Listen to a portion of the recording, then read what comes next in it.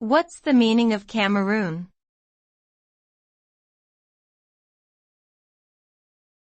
Cameroon.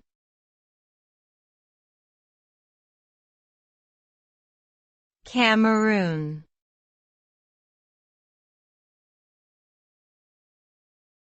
Cameroon.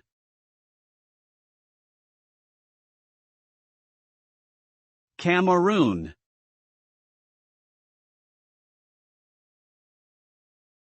Cameroon is a country located in Central Africa and borders Nigeria, Chad, Central African Republic, Republic of Congo, Gabon and Equatorial Guinea.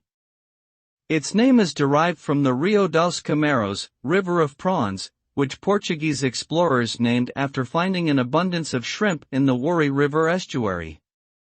Cameroon's official languages are French and English, reflecting its colonial history with France and Britain.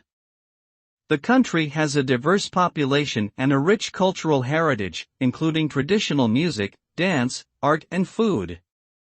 It is also home to important wildlife reserves, such as Waza National Park and Korup National Park.